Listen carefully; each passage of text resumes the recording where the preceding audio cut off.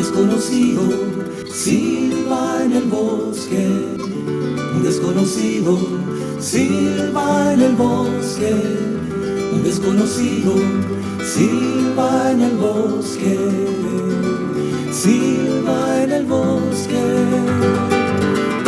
Un desconocido silba en el bosque, un desconocido silba en el bosque, un desconocido silba en el bosque,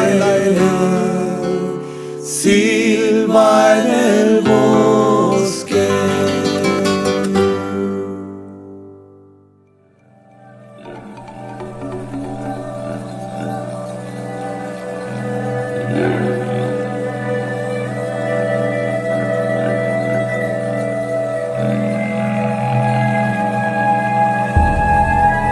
En la confabulación de esta obra visual del artista español José Luis Cerzo, en la interpretación del trovador nacional Eduardo Peralta, podemos parafrasear a Jorge Tellier y decir que mientras un desconocido silba en el bosque, podemos seguir escuchando a poetas como David Hevia.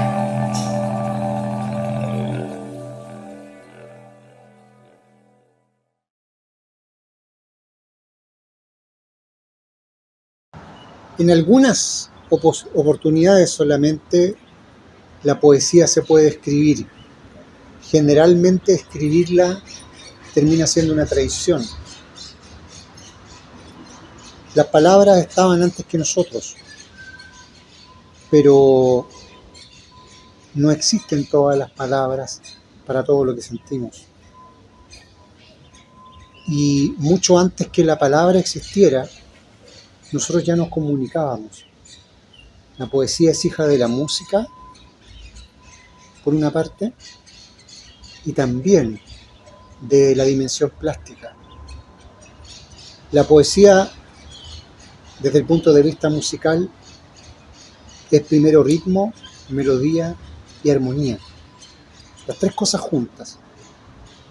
Y desde el punto de vista plástico, la poesía es pictórica y escultórica.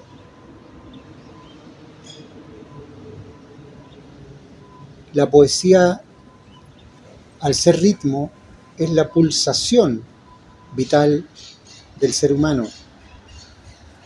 Al ser melodía, es la secuencia de lo cantado.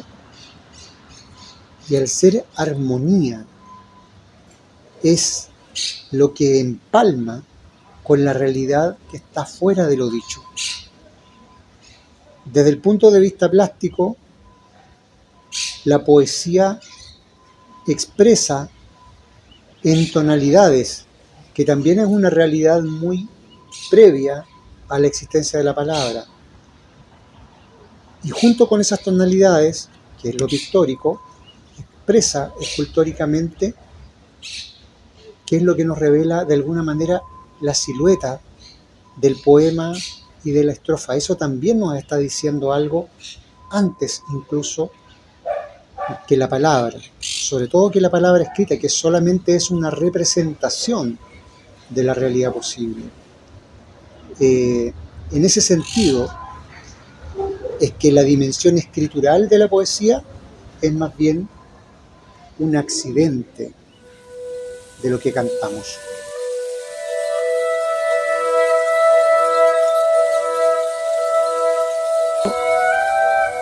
Que la poesía supone una entrega y que esa entrega tiene que ser total. Creo que en realidad el sacrificio es otra cosa, pero en cuanto a entrega, la poesía es un compromiso de eterna búsqueda antropológica. Y aquí me voy a detener un momento en algo que puede sonar a herejía, pero que voy a explicar. La poesía no tiene que ver con la metáfora, como suele pensarse. La metáfora es la comparación implícita entre dos cosas que están una fuera de la otra. La metáfora es, por lo tanto, un proceso represivo, es un proceso atomizador de la realidad.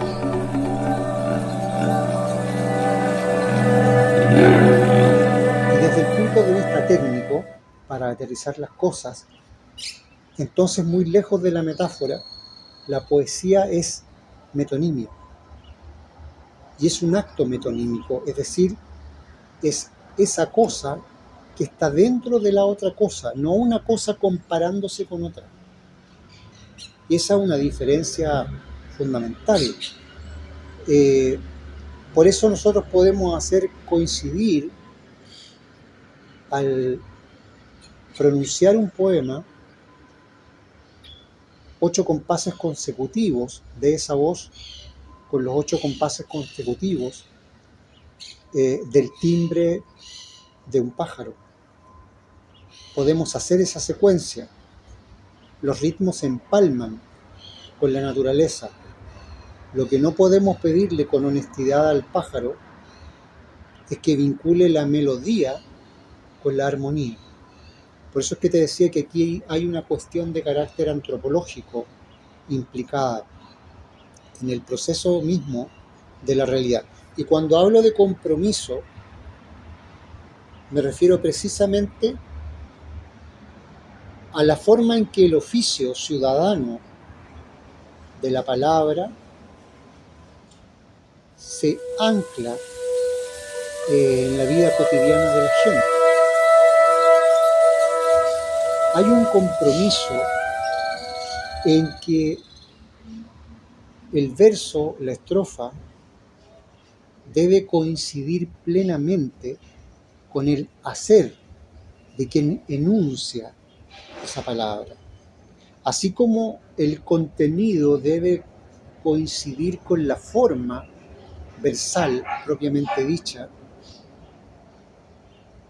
así también la poesía en su conjunto debe coincidir con lo que se está haciendo fuera del poema, porque esa es la única forma de entender metonímicamente la incorporación de una cuestión dentro de otra.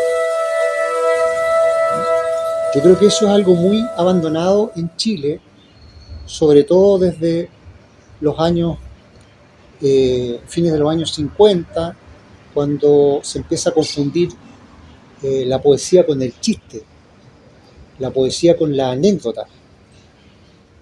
Son cuestiones bastante diferentes. Cuando uno compara, por ejemplo, las gigantescas similitudes que hay entre las formas poéticas contemporáneas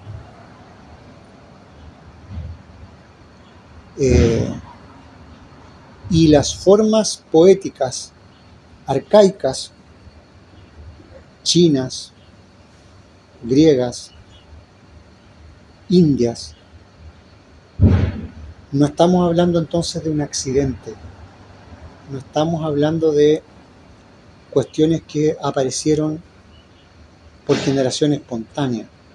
Hay formas universales de la palabra que son superiores a lo dicho por la palabra misma. Es la palabra al existir la que se sujeta a eso que ya estaba en nosotros.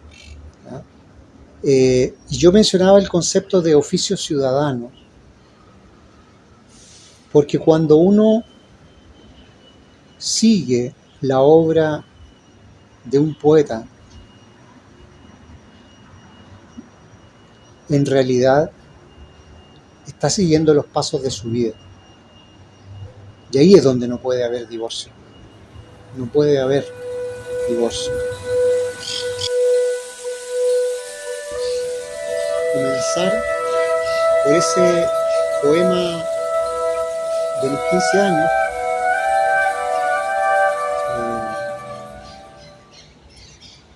como para compartir un poco la idea de unidad que tiene que ser la poesía. Esto se llama Los Peligros. Admitida a propósito de la vida, la caída navega indefinidamente hacia un círculo inconmovible, suave y antiguo.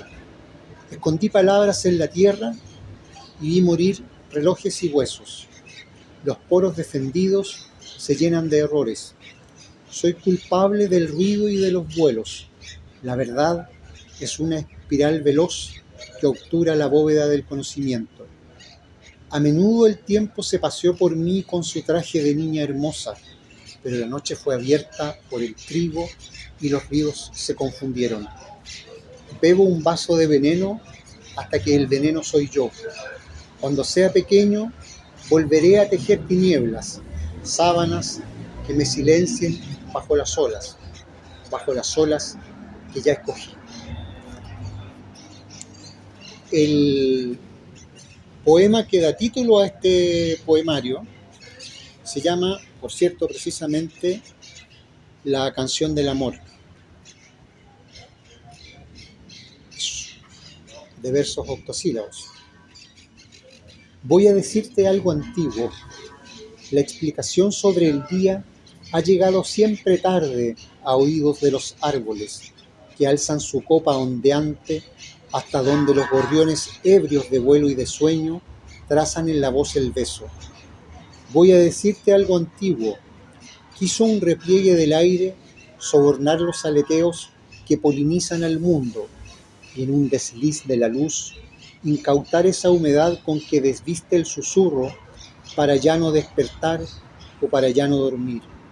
Voy a decirte algo antiguo. Voy a decirte a qué voy. Voy por la piel de la luna, que de nuevo alumbra el sol, haciendo testigo al día de esa circular caricia, vuelco de copa en la tierra, con que quiere al mar amar. El lugar del agua. Una estrella no tan fugaz extravió su razón de oráculo y envuelta en párpados la noche, descendió para dar altura al canto que recorre nombres, alfombrando uno y otro otoño con la empuñadura del árbol. De nada le sirvió batirse, porque retuvo la luciérnaga su intermitente magisterio y no perdió la voz el grillo al oír que alguien pretendía la sabiduría del salto. Vencido el fogonazo pálido por la chispa de la madera, se precipitó en las raíces su tan aplaudida agonía, por vocación rival del agua, signataria de los acuerdos que facultaron a la brisa para dar aliento a los besos.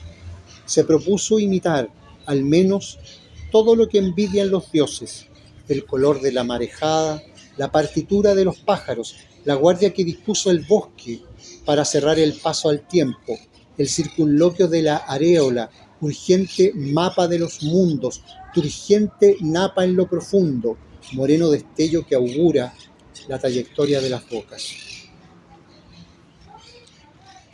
Valparaíso. Cierne su marcha un territorio de tan sinuosa risa náutica que cada mañana el espejo baja del cerro a perseguir la nueva expresión de su rostro y derrocar todo preámbulo mordiendo el torso a la playa.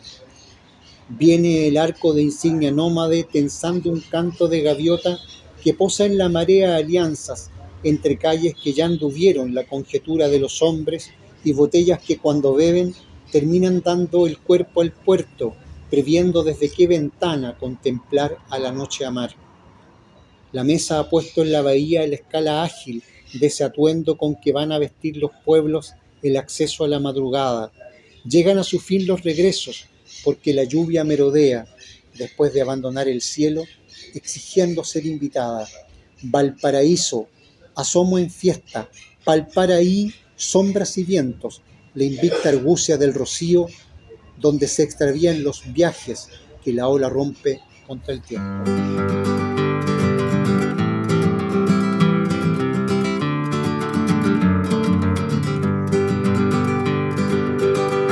Un desconocido silba en el bosque, desconocido silba en el bosque, desconocido silba en el bosque, silba en el bosque.